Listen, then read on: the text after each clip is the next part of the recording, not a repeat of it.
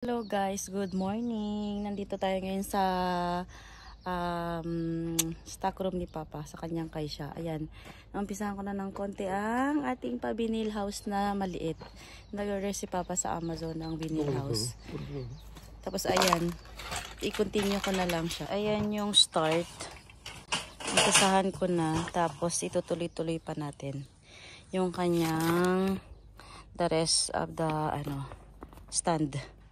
So, samahan nyo ko guys.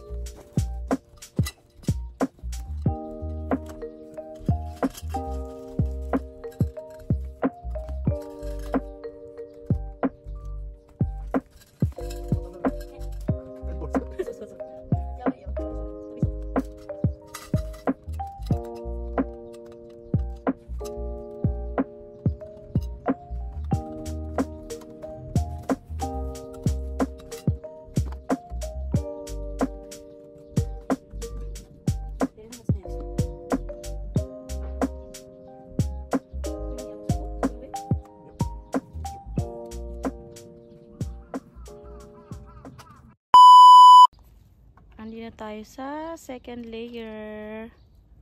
Natapos na tayo guys. Ang bilis lang. Ang daling i-assemble nitong vinyl na to.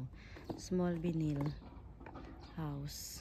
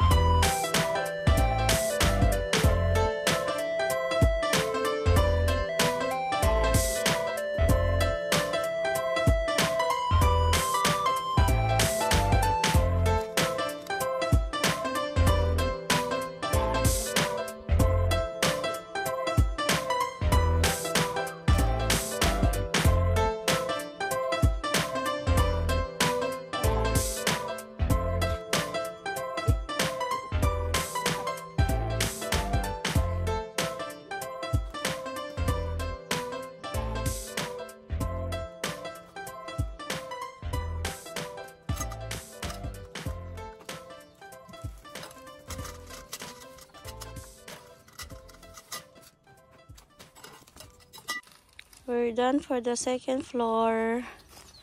Tapos, ito yung letter D. Every corner. Yan.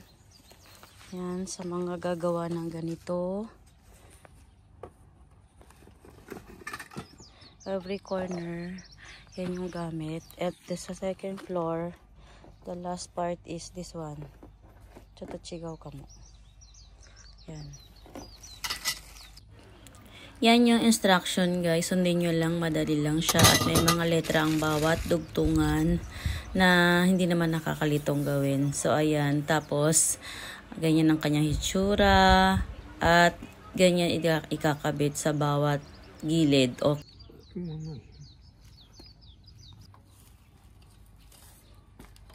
This is the final top. Yan. The last. The roof. Ayan, konti na lang matatapos na tayo. Ito yung last part.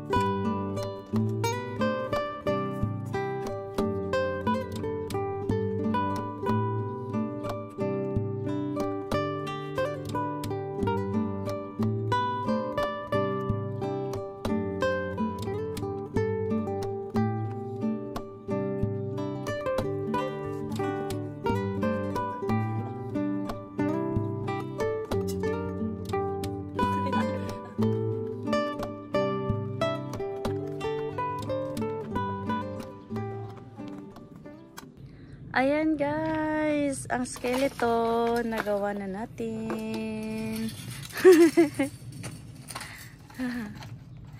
Next is the cover at saka yung kanyang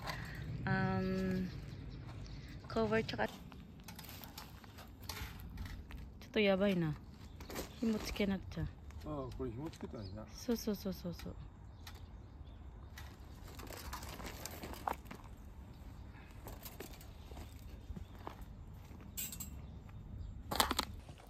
Ayan guys, meron na tayong, ano ba tawag dito? Nandito yung lagi ko rin papa? Tana. Tana. So tana is wire this, nante yung lagi? Mashirabiru wa.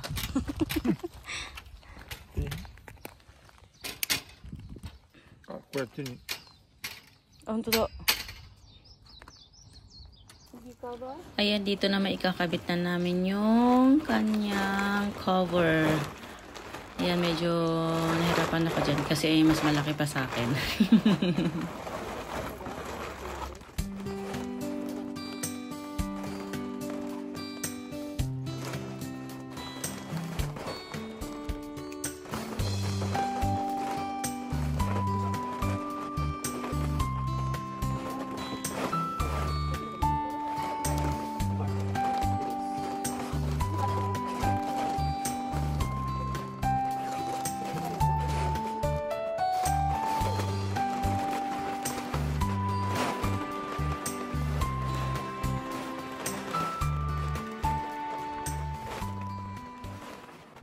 Ayan, malapit na. Mission accomplished. May pa-small vinyl house na tayo.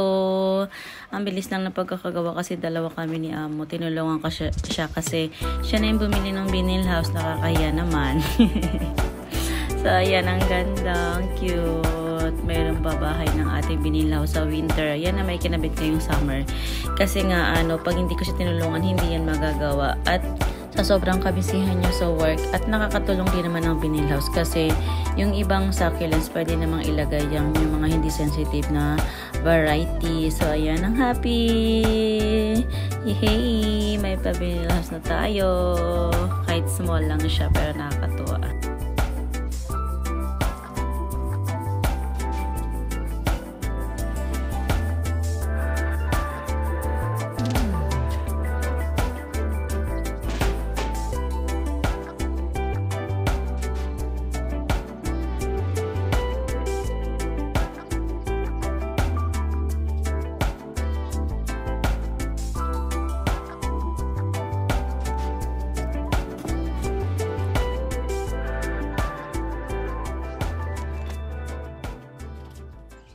Almost done. Ayan na siya. Ganito lang siya kaliit. Cute lang. Yan. And then, meron siyang tali dito sa bawat corner para hindi liparin. Yan siya. Tapos, ito pala yung kanyang yung kanyang rack. Meron siyang kasamang stopper na ganyan. Ito. Yung plastic. Ano ba tawag dyan? Yan. Ganyan. Para hindi matanggal. Yan o. Hindi siya matanggal agad. So, ayan. Set na yan siya kasama na. So, ayan lang. Siguro mga ang malalagay natin dito. 1, 2, 4, 5, 6, 7, 8, tray. May lalagay natin dito. Ano kayang ilalagay ko dito? Yee! Ang init sa loob. Grabe. Ang init sa loob, guys. Yan o. Talaga binil siya. Ganito pala talaga kainit sa loob ng vinyl house. Ayan. Tapos meron siyang parang mini window. Pakita ko sa inyo. Nabubuksan niya pala. Ang tape niya, yung dikit niya sa labas. Tingnan natin. Ayan. Ayan. So, may nilagay si Among bakal sa 4 na corner at pinalibutan namin siya ng tali para pag typhoon season hindi siya liliparin kahit papaano, and for safety purposes na rin. Ayan. And actually may kasama siyang bakal pero hindi kakayanin dahil mababaw lang ang pagbabaunan ng bakal na yun kaya hindi namin ginamit. So ayan, para sa safety.